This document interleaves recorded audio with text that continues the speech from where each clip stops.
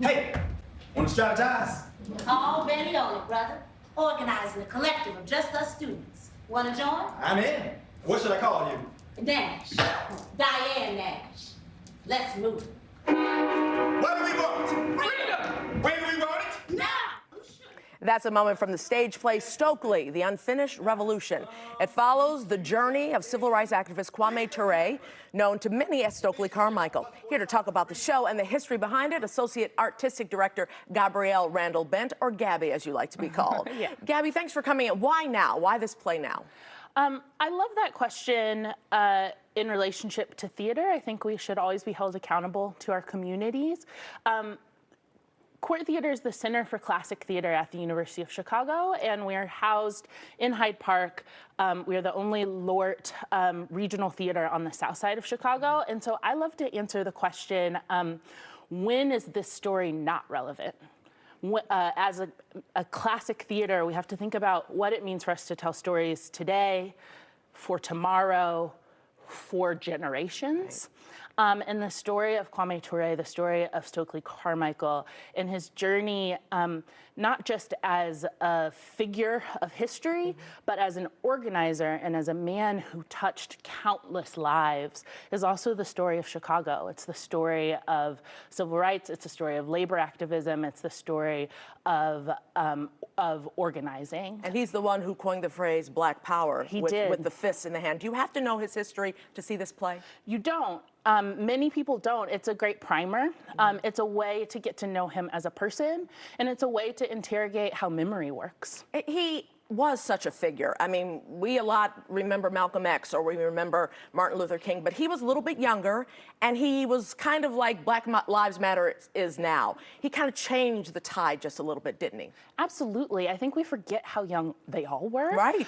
39 when Malcolm X and Martin died, and then he was 57. He died from prostate cancer. Yes, in the 90s, he was 29 when he left the United States as a resident for the last time, and he was 19 when he joined his first freedom ride in the early 1960s. And so we really, as we think about him as a civil rights activist, we had him for 10 years, and he was not just riding the tide, but was the force behind the shift from nonviolent activism as the chairman of the Student Nonviolent Coordinating Committee through to 1966 when he called for Black Power under the banner of the Black Panther in Lowndes County, Mississippi. And I talked about it a little bit before, but he and Martin Luther King at first kind of clashed a little bit because they thought a little bit differently, but eventually became friends. Yes, and that's actually depicted in the play. Okay. That there was a reverence for Martin Luther King. They called him the Lord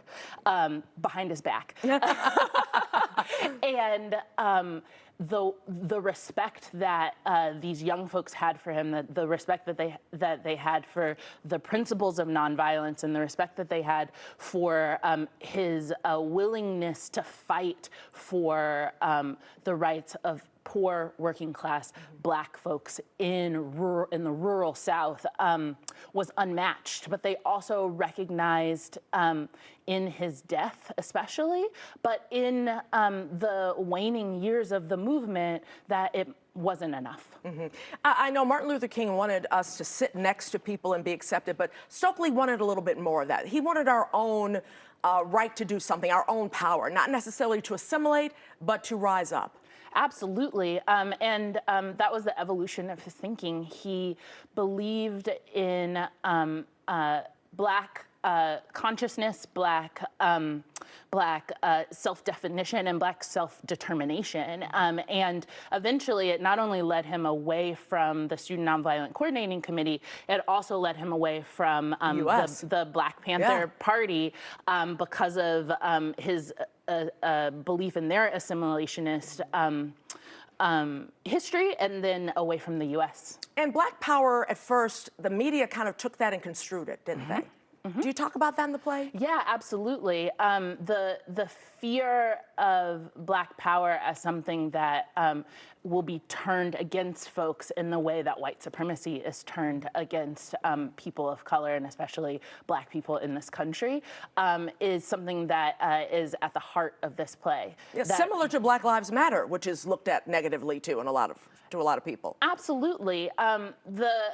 Stokely Carmichael, who was an amazing orator, had a sense of what it meant for folks to hear something that made them uncomfortable, and how that would move them to action in ways that were different than things that made them feel like they were still in the center, still in control, and much in the way that Black Lives Matter happens today. How hard was it, or was it hard at all to bring that to the stage?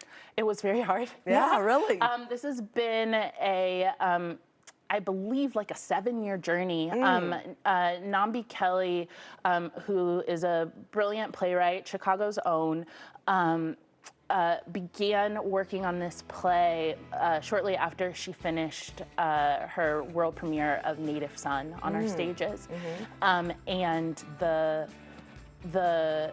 process was deeply personal for her, and the stakes were really high for all of us, because as the play demonstrates, Stokely Carmichael doesn't have an archive. There's no Kwame Ture papers centered in anywhere on this continent or another one. Didn't know that. But you do not run into anybody, especially of a certain age, in this city or in this country who was an organizer, who did grassroots, leftist, radical organizing, who doesn't have a Kwame Ture story. His archive lives in the people, and I don't think he would have it any other way. I know he still has children that are alive. Yes. Have they seen the play, or do they know about the play? Or? We have attempted to be in contact with his sons, but we haven't been in contact with them. He does have a nephew who's a costume designer who actually Nambi's worked with before, and we were in contact with him. And then lots of friends and folks from the movement have come and shown amazing support. Gabby, thank you so much. Sounds wonderful. Stokely, The Unfinished Revolution is at Court Theater through June 16th. For show and ticket information, June 17th, actually, right? I said June 16th. You told me June 17th. Whatever it says there is right. June 16th for show and ticket information. Visit courttheater.org.